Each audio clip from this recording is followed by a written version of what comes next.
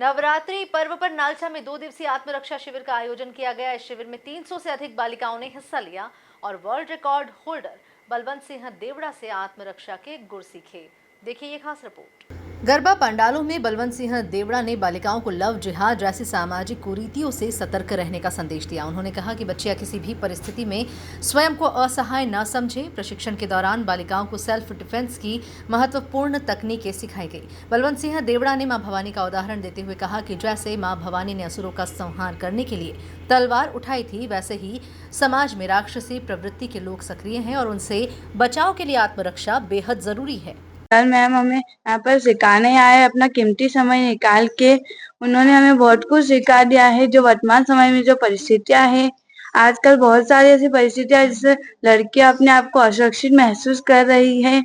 आजकल बहुत सारी ऐसी चीजें चल रही है जो नहीं होना चाहिए, परंतु वो सर मैम ने हमें यह भी सिखाया कि किस परिस्थिति से कैसे लड़ना चाहिए।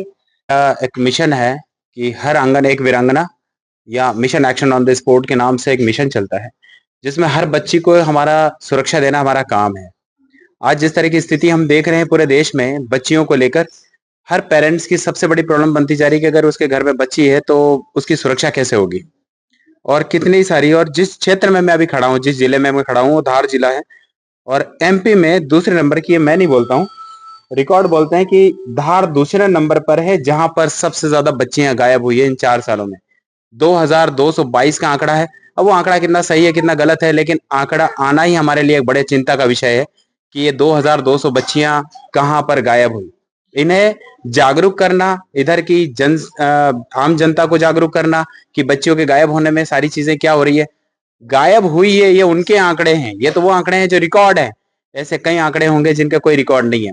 छेड़छाड़ की घटना है, रेप की घटना है, उनके साथ जो रेप के बाद जो मर्डर की घटनाएं होती है वो तो एक अलग ही है घटना है।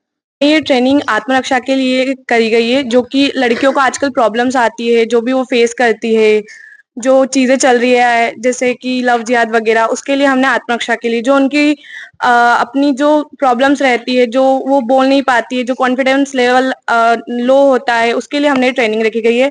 हमने बलवंत जी को जावरा से बुलाया, उनसे आग्रह किया था कि आप प्लीज हमारे यहाँ आइए और हमारे यहाँ की बच्चियों को ये ट्रेनिंग दीजिए, ताकि वो एक कॉन्फिडेंस उनमें बना रहे, वो एक आत्मविश्वास बन सके। तो सर से हमने विनती करी थी कि प्लीज आप आइए। सर आए, हमारी नवरात्रि के पावन पर्व पर आए। उन्होंने 2 दिन की ट्रेनिंग दी, जिसमें 300 से प्लस लड़कियों ने अभी 2 दिन की ट्रेनिंग अटेंड की है।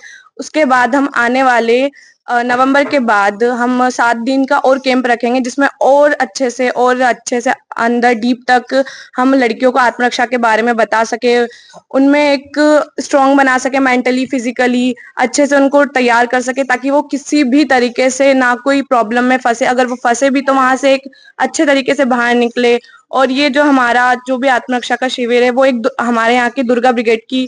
और इस अवसर पर बालिकाओं ने आत्मरक्षा का अभ्यास किया और आत्मविश्वास से भरी नजर आई। Bureau report, MP news, Nalchha.